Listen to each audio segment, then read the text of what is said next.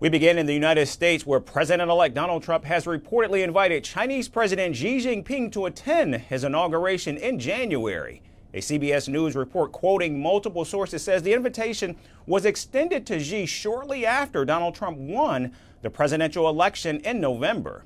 Now it's unclear whether Beijing has accepted the invitation, as the Chinese embassy in Washington has yet to make any comments. The CBS report also says inauguration officials are planning to host additional foreign heads of state. World leaders are lining up to meet with President Trump because they know he will soon return to power and restore peace through American strength around the globe. There's also a possibility of Hungarian Prime Minister Viktor Orban attending Donald Trump's inauguration on January 20th as well.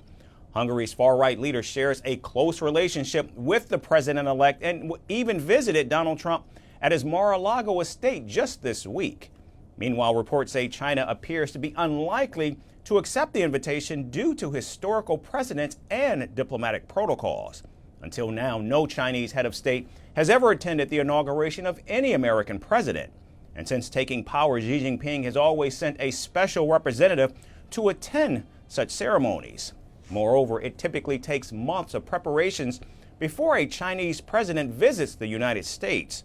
Washington doesn't have a history of hosting heads of state for the presidential inauguration. Instead, the invitation is usually extended to foreign dignitaries and diplomats.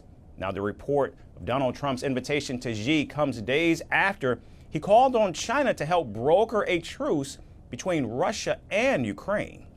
Close to 600,000 Russian soldiers lay wounded or dead in a war that should never have started and could go on forever.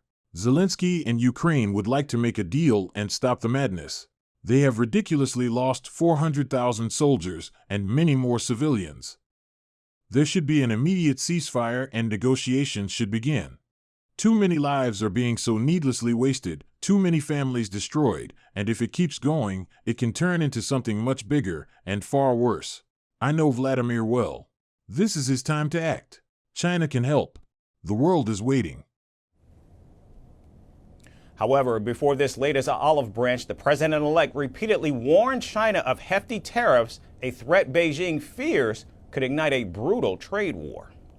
And we'll also pass the Trump Reciprocal Trade Act, meaning if China or any other country is charging us 100 or 200% tariff or tax, then we will charge them 100 or 200% tariff or tax in return. In other words, it's an eye for an eye. And when that happens, everything will just go away. And I will never apologize for defending America. I will protect our workers. I will protect our jobs. I will protect our borders. I will protect our families. Now, Donald Trump and Xi Jinping last met back in 2019 on the sidelines of the G20 summit in Japan. Now it's unclear if Xi Jinping will in fact make an exception for President-elect Donald Trump's return, who is already being treated as an incumbent by world leaders.